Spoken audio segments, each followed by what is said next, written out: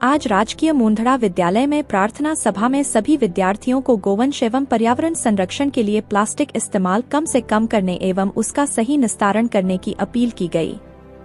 विद्यालय प्रार्थना सभा में कार्यक्रम की अध्यक्षता प्रधानाचार्य महोदय हीरालाल जी ने की। विशिष्ट अतिथि के रूप में श्रीमान प्रदीप जी सुराणा तथा मंच संचालन हमारे अभियान के सक्रिय साथी जी सुरेश जी रतावा ने किया।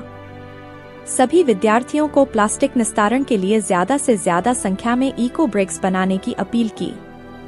कार्यक्रम में अभियान के सदस्य राधा कृष्ण मूंधड़ा, प्रवीण सिद्धमुखिया, दीपक चांगल, मयंक दर्जी, दीपांशु कुमावत, उमाशंकर स्वामी, नोरतन नाई उपस्थित रहे। विद्यालय स्टाफ एवं प्रधानाचार्य महोदय का बहुत बहुत आभार। ताल छापर से बुलकेश की विशेष रिपोर्ट। विद्यालय के प्रधानाध्यापक, शिक्षा जगत के कर्णधार, शिक्षक शिक्षिकाएं और आज हमारे प्लास्टिक मुक्त अभियान में विशेष रूप से जिनका सहयोग हम लेना चाहते हैं, हंसते मुस्कुराते व्यक्तित्व के धनी छात्र छात्राओं। सबसे पहले तो आपसे मैं इस प्रश्न पूछूंगा, गाय हमारी क्या है स्थान गाय का? तो आपने कहा माता, तो उस माता की रक्षा अगर हम नहीं कर पाए तो हमारे जीने का कोई तात्पर्य नहीं। आप देख रहे हैं अभी जो हमारे युवा साथी बैठे हैं, इन्होंने एक बीमार गाय की अस्वस्थता पर डॉक्टर को दिखाया, उसका ऑपरेशन किया गया तो आपको आश्चर्य होगा, उस गाय के पेट में 50 किलो प्लास्टिक वहां मिला। तो बताइए हमारे लिए कितने शर्म की बात है कि हमारे घर में के लोग हम खुद प्लास्टिक को नालियों में फेंकते हैं और उससे गाय उन प्लास्टिक को खाती है। तो हम लोग आए हैं आपका, क्योंकि हम लोगों को अनेक साधु संतों ने, अनेक बुद्धिजीवियों ने यह कहा कि इस काम में बच्चे भूमिका बहुत अच्छी निभा सकते हैं। वो आपका प्लास्टिक मुक्त छापर अभियान को छात्र छात्राएं पूरा कर सकती है। तो मैं आपसे निवेदन करूंगा कि आप अपने घरों में, चाहे माँ पिता भाई बहन कोई भी हो, प्लास्टिक को जो नालियों में फेंकते हैं, कूड़े पैकेट में फेंकते हैं, आप उन्हें मना कीजिए। और इसके लिए मैं चाहता हूं अगर कुछ दिन आप ऐसा प्रयोग करेंगे तो उनकी स्वतः आदत चेंज हो जाएगी। हमें अपनी गाय माता को बचानी है। आप उन प्लास्टिक को बोतलों में भर दीजिए और वो बोतलें आप इस टीम को दीजिए। दीपक जी चांगल, राधे जी मूंधड़ा के नेतृत्व में बहुत अच्छी टीम ये कार्य कर रही है। देखिए गाय के उस ऑपरेशन के बाद इनके हाथ में ऐसा दुख हुआ, उसके बाद अपना समय लेकर के ये लोग कार्य करते हैं। हमने ये भी कोशिश की है कि बाजार से सब्जी लाने के लिए कपड़े के ठेले वितरित करें। और अभी नगर पालिका भी अखबारों में हमने देखा है कि 10 लाख रुपए के दूध के बिल वो ठेले निकाले, सब घरों में बांटेंगे। हमारा उद्देश्य है कि हमारी गायों को बचाया जाए, क्योंकि पूरा मुफ्त को धीरे धीरे सरकार बेचेगी, क्योंकि आजकल सभी चीजें प्लास्टिक में आती है। उनको हमको डिस्ट्रॉय करना है और नालियों में नहीं फेंकना है। इस पर बच्चों का विशेष सहयोग देगा। हम आपके पास 1 महीने बाद आएंगे और हम देखेंगे कि जो जितनी बोतलें ईटी करेगा प्लास्टिक डाल करके, हम उन्हें प्लास्टिक मुक्त अभियान का ब्रांड एम्बेसडर बनाकर हर विद्यालय के 5-5 छात्र छात्राओं को हम पुरस्कार करेंगे, बहुत अच्छी उन्हें गिफ्ट देंगे। वो इसलिए कि आपको एक भावना देंगे, आपके प्लास्टिक की बोतलों में डाल करके इकट्ठा करके हमारी टीम को दें। आपका बहुत बड़ा मेहरबान हम लोगों पर होगा। हम चाहते हैं कि जिस कार्य को हमारे छात्र के युवा अनेक भागों में सामाजिक कार्यों में लगे हुए हैं, हमारे वृक्षारोपण में हो, छापर में नंदी खाना बन गए।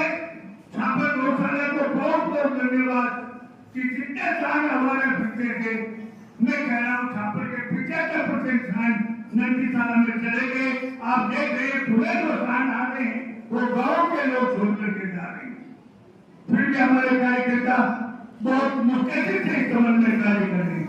प्लास्टिक मुक्त अभियान में भी बहुत अच्छा कार्य हो रहा है, वृक्ष लगाने में बहुत अच्छा कार्य हो रहा है, गड्ढा बनने में बहुत अच्छा कार्य हो रहा है। 5 गड्ढे अभी तक बन चुके हैं, उनका लक्ष्य है 50 तक। तो ये सब काम हमारे छात्र के सौंदर्यीकरण में बहुत बड़ी भूमिका निभाएंगे। एक बात याद रखिएगा, हल्के में मत लीजिएगा। प्लास्टिक को बोतलों में करके जो ज्यादा बोतल करेगा फर्स्ट सेकंड चीज ठीक है पुरस्कार हम देंगे यहाँ। और धन्यवाद।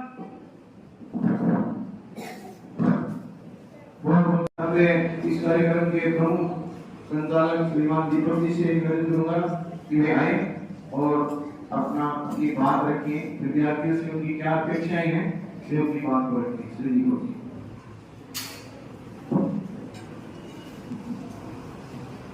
माँ भारती को नमन। शिक्षा रूपी माँ सरस्वती के इस प्रांगण में बैठे हुए आदरणीय प्रिंसिपल महोदय, सम्मानीय गुरुजन श्रीमान प्रदीप जी सुराणा, जो हमारे लिए हर सामाजिक कार्यक्रम में संरक्षक के रूप में कार्य करते हैं, हमारे टीम के सभी युवा साथीगण एवं प्यारी सी मुस्कान के लिए बैठे हुए सभी विद्यार्थियों, आज एक बहुत गंभीर मुद्दे पर हम बात करने आए हैं। आने वाले 10 या 15 सालों बाद आप राष्ट्र निर्माण में अपना एक बहुत बड़ा सहयोग दे सकते हैं। उसकी शुरुआत आपको आज से ही करनी पड़ेगी। जैसे कि प्रदीप जी ने बताया कि हमने आंखों देखिए हाल और उसका दर्द पूरे कस्बे के सामने बयान किया है। अगर एक गोवंश के पेट से 50 से 70 किलो प्लास्टिक निकलता है, उस प्लास्टिक में चाइनीज मांझा, जो अपन पतंग उड़ाते हैं ना आप सभी, हाँ ना बोलो, उड़ाते हो। आपसे एक निवेदन है, पशु पक्षी हैं, गाय है, हम लोग हैं, चाइनीज मांझे से बहुत ज्यादा प्रभावित होते हैं। चाइनीज मांझा है किसी भी तरीके से टूटता नहीं है। भूखे गोवंश उस चाइनीज मांझे तक को खा लेते हैं। आप देखो कितनी दयनीय स्थिति है। अपनी 2 रोटी 3 रोटी देने से उनका पेट नहीं बढ़ता। गली में जो प्लास्टिक पड़ा रहता है, चाइनीज मांझा पड़ा रहता है, कार्टून की डोरियां पड़ी रहती है, वो सारी की सारी वो अपने पेट में निकल जाते हैं और वो पेट में किसी भी प्रकार की पाचन क्रिया से पचता नहीं है। और जितने भी यहाँ बैठे हैं उन सब ने ये चीज देखी है, वो दर्द देखा है। जब ये थैलियां उनके पेट से निकलती है तो दर्द से कैसे डराते हैं। हर एक का आप ऑपरेशन नहीं कर सकते, उसकी एक प्रक्रिया होती है, लेकिन बचा जरूर सकते हैं।